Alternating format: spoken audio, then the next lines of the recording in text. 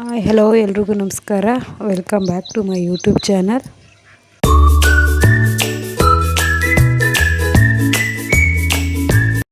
I hope ಎಲ್ಲರೂ ಚೆನ್ನಾಗಿದ್ದೀರಾ ಅಂತ ಭಾವಿಸುತ್ತಾ ನಾನು ಕೂಡ ಚೆನ್ನಾಗಿದ್ದೀನಿ ಅಂತ ಹೇಳ್ತಾ ಇವತ್ತಿನ ಬ್ಲಾಗ್ ಶುರು ಮಾಡ್ತಾಯಿದ್ದೀನಿ. ಇವತ್ತಿನ ಬ್ಲಾಗ್ ಬಂದು ಶನಿವಾರದ ಬ್ಲಾಗ್ ಆಗಿರುತ್ತೆ. ಶನಿವಾರ ಬೆಳಿಗ್ಗೆ ಎದ್ದು ಬೆಳಗ್ಗೆನೇ ಆಳೋಟಲ್ಲಿ ಒಂದು ಲೋಟ ಬಿಸಿನೀರು ಕುಡಿಯೋದು ನನ್ನ ಅಭ್ಯಾಸ. ಆದ್ದರಿಂದ ಇಲ್ಲಿ ಒಂದು ಲೋಟ ಬಿಸಿನೀರು ಕಾಯಿಸ್ತಾಯಿದ್ದೀನಿ. ಬಿಸಿನೀರು ಕಾಯಿಸ್ಕೊಂಡು ಕುಡ್ಕೊಂಡು ಆನಂತರ ಏನು ಕೆಲಸ ಇದೆಯೋ ಕೆಲಸನ ಶುರು ಮಾಡ್ತೀನಿ. ಇಲ್ಲಿ ನಾಷ್ಟಕ್ಕೆ ನಾನು ಅನ್ನ ಮಾಡಿದ್ದೀನಿ, ಹಾಗೆ ನೈಟ್ ಸಾಂಬಾರಿದೆ, ಅದರಲ್ಲೇ ನಾಷ್ಟ ಮಾಡ್ತೀನಿ. ನಾಷ್ಟ ಮಾಡಿಕೊಂಡು ಆನಂತರ ನಾನಿಲ್ಲಿ ಸೋಫಾ ಬಟ್ಟೆ ಏನಿದೆಯೋ ಎಲ್ಲ ತೆಗೆದುಬಿಟ್ಟು ಕ್ಲೀನ್ ಮಾಡೋಣ ಅಂದ್ಬಿಟ್ಟು ತೆಗಿತಾಯಿದ್ದೀನಿ.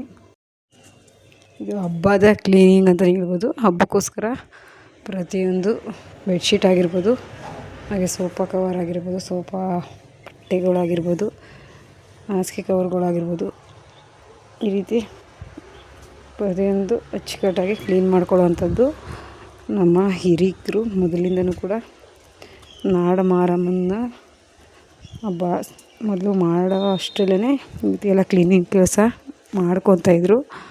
ಹಾಗಾಗಿ ನಾನು ಕೂಡ ಅವ್ರು ಹೇಳಿದ ರೀತಿಯೇ ಇಲ್ಲಿ ಮಾಡ್ತಾಯಿದ್ದೀನಿ. ಹಾಗೆಯೇ ಮೇಲ್ಗಡೆ ಏನಿಟ್ಟಿರ್ತೀವೋ ಪಾತ್ರೆಗಳಾಗಿರ್ಬೋದು, ಪ್ರತಿ ಮನೇಲಿ ಮೂಲೆಗಳು ಕೂಡ ಕ್ಲೀನ್ ಮಾಡಿಕೊಂಡು ಅಮ್ಮನ ಸಾಗಾಕೋದು ಅಂತ ಹೇಳ್ತಾರೆ ನಮ್ಮ ಕಡೆ. ಅಮ್ಮನ ಸಾಗೋದು ಅಷ್ಟರಲ್ಲಿ ಎಲ್ಲ ಪ್ರತಿಯೊಂದು ಕೆಲಸಗಳನ್ನೂ ಮಾಡ್ಕೊತೀವಿ. ಮಾಡಿಕೊಂಡು ನೆಕ್ಸ್ಟು ವಾರ ಹಬ್ಬ ಇರೋದು, ನೆಕ್ಸ್ಟು ಬರೋ ಮಂಗಳವಾರ. ಇವತ್ತು ಶನಿವಾರ, ನಾಳೆ ಭಾನುವಾರ, ಸೋಮವಾರ, ಮಂಗಳವಾರ ನಾಡ ಮಾರಮ್ಮನ ಹಬ್ಬ ಸಾಗಾಕೋದು, ಹಬ್ಬನ ಸಾಗಾಕೋದು ಅಂದ್ಬಿಟ್ಟು ಮಾಡ್ತಾರೆ. ಆನಂತರ ನೆಕ್ಸ್ಟು ಮಂಗಳವಾರ ನಮ್ಮೂರಲ್ಲಿ ಹಬ್ಬ ಅವತ್ತಿಂದ ಸ್ಟಾರ್ಟು. ಮೊದಲನೇ ವಾರ ಮಂಗಳವಾರ ಬಂದು ಕೊಂಡಕ್ಕೆ ಎಳ್ವಾರ, ಏನು ಸೌದೆಗಳ್ನ ಕೊಂಡಕ್ಕೆ ಹಾಕ್ತಾರೋ ಅದನ್ನು ಎಳ್ವಾರ ಅಂತೇಳಿ ಯಾರ್ಯಾರು ಕೊಂಡಕ್ಕೆ ಸೌದೆ ತಗೊಂಡು ಹೋಗ್ತಾರೋ ಅದನ್ನ ಮಂಗಳವಾರ ಸಾಯಂಕಾಲ ಮಾಡ್ತಾರೆ. ವೀಡಿಯೋ ಕೂಡ ನಾನು ಶೇರ್ ಮಾಡ್ತೀನಿ.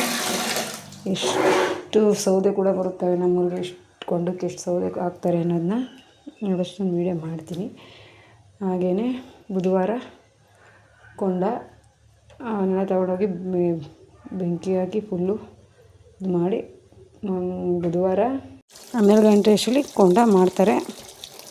ಈ ರೀತಿ ಒಂದು ಬಣ್ಣ ಹೊಡೆಯೋ ಬ್ರಷಿಂದ ನೋಡ್ಬೋದು ನೀವು ಯಾವ ರೀತಿ ಧೂಳೆಲ್ಲ ಸ್ವಲ್ಪ ಕೂಡ ಸಣ್ಣ ಸಣ್ಣ ಮೂಲೆಯಲ್ಲಿ ಕೂಡ ಧೂಳು ನೀಟಾಗಿ ತೆಗಿಬೋದು. ಆದ್ದರಿಂದ ನಾನು ಈ ರೀತಿ ಬ್ರಷ್ನ ಯೂಸ್ ಮಾಡ್ತಾಯಿದ್ದೀನಿ. ಯಾವಾಗ ಅಷ್ಟೇ ನಾನು ಈ ಕ್ಲೀನಿಂಗ್ ಕೆಲಸಕ್ಕೆ ಈ ರೀತಿ ಬ್ರಷ್ನೇ ಯೂಸ್ ಮಾಡ್ತೀನಿ. ಹಾಗೆ ಇದ್ರ ಮೂಲೆಯಲ್ಲಿರೋದೆಲ್ಲ ಸೋಫಾ ಕವರ್ದು ಏನಾಗಿರೋದೋ ಅದನ್ನೆಲ್ಲ ನೀಟಾಗಿ ಕ್ಲೀನ್ ಮಾಡ್ಕೊಬೋದು. ಹಾಗೆಯೇ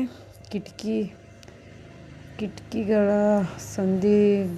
ಬಂದಿಗಳಲ್ಲೂ ಕೂಡ ನೀಟಾಗಿ ಕ್ಲೀನ್ ಮಾಡ್ಕೊಬೋದು.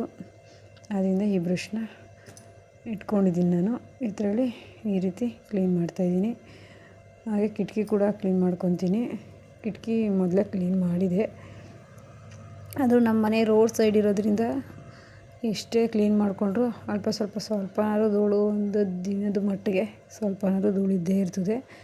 ಹಾಗಾಗಿ ಲೈಟಾಗೆ ಡೈಲಿ ಒಂದು ಸ್ವಲ್ಪ ಕಸ ಗುಡಿಸುವಾಗ ಈ ರೀತಿ ಕ್ಲೀನ್ ಮಾಡ್ಕೊತಾ ಇರ್ತೀನಿ.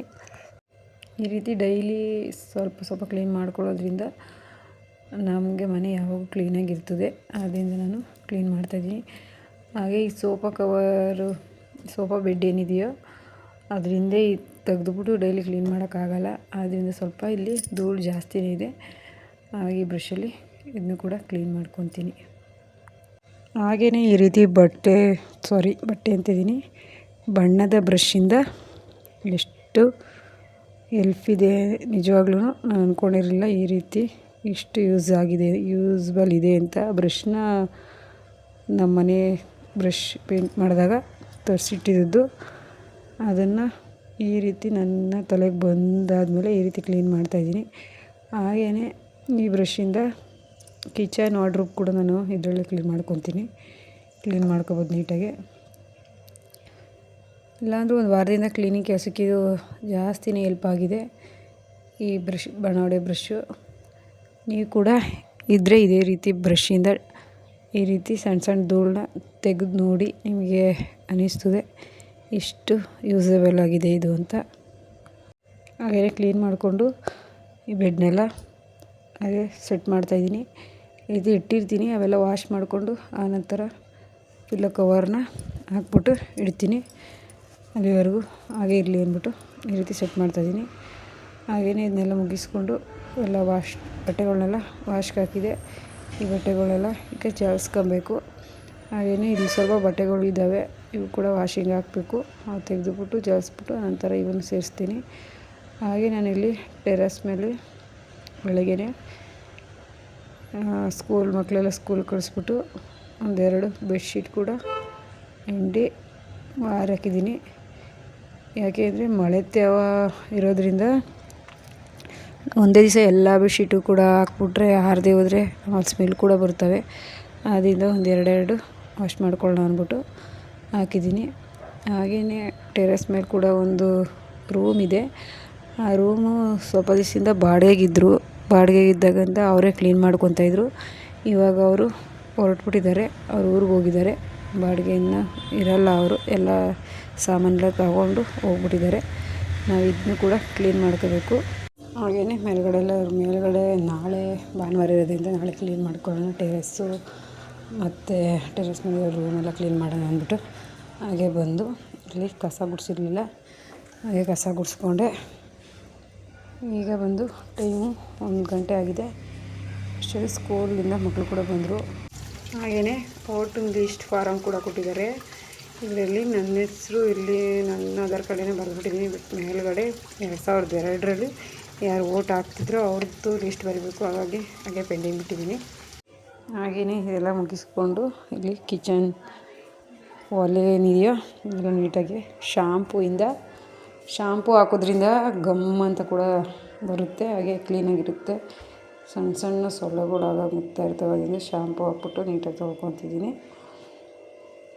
ತೊಳ್ಕೊಂಡು ಕಿಚನನ್ನು ಕ್ಲೀನ್ ಮಾಡಿಕೊಂಡ್ರೆ ಅಷ್ಟರಲ್ಲಿ ಸೋಫಾ ಕವರು ಮತ್ತು ಏನು ಹಾರಾಕ್ಬಿಟ್ಟು ಬಂದಿದ್ನೋ ಅವೆಲ್ಲ ಆರಿದ್ವು. ಆನಂತರ ನನ್ನ ಮಗಳು ನಾನು ಎಲ್ಲ ಕ್ಲೀನ್ ಮಾಡಿಕೊಂಡು ಜೋಡಿಸಿ ಇಟ್ಕೊಂಡ್ವಿ. ಹಾಗೆ ದಿವಾನ್ ಸೆಟ್ ಕೂಡ ಬಿಸಿಲು ಚೆನ್ನಾಗಿ ಹೊಡೆಯೋದ್ರಿಂದ ಹಾರ್ಕೊಂಡಿದ್ವು. ಇದು ಕೂಡ ಹಾಗೆ ಸೆಟ್ ಮಾಡಿಬಿಟ್ಟು ಇಟ್ಕೊಂಡಿದ್ವಿ. ಇನ್ನೇನು ಹಾಸಿಗೆ ಕವರು ತೋರಿಸ್ದಾಗೆ ಫಸ್ಟ್ ಹೊಸ ತಗೊಂಡಿದ್ನಲ್ಲ ಅವನ್ನ ಈ ರೀತಿ ಹಾಸ್ಕೊಂಡು ಒಂದು ರೂಮ್ ರೆಡಿ ಮಾಡಿದ್ದೀನಿ. ಹಾಗೆ ಇನ್ನೊಂದು ರೂಮ್ ಕೂಡ ನನ್ನ ಮಗಳು ರೆಡಿ ಮಾಡ್ತಿದ್ದಾಳೆ. ನೋಡೋಣ ಬನ್ನಿ ಹಾಗೆ ಹೇಗೆ ಮಾಡಿದ್ದಾಳೆ ಅಂತ. ಅವಳು ಇರೋದ್ರಿಂದ ಮಕ್ಕಳಿರೋದ್ರಿಂದ ಶನಿವಾರ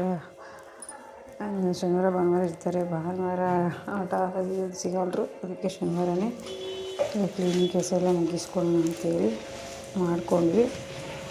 ಹೀಗೆ ನಮ್ಮ ಹಬ್ಬದ ಡೀಪ್ ಕ್ಲೀನಿಂಗ್ ಮಾಡ್ಕೊಂಡಿದ್ದೀವಿ ಅಂತ ಹೇಳ್ತಾ ಇವತ್ತಿನ ಬ್ಲಾಗ್ನ ಇಲ್ಲಿಗೆ ಎಂಡ್ ಮಾಡ್ತಾಯಿದ್ದೀನಿ. Thank you for watching.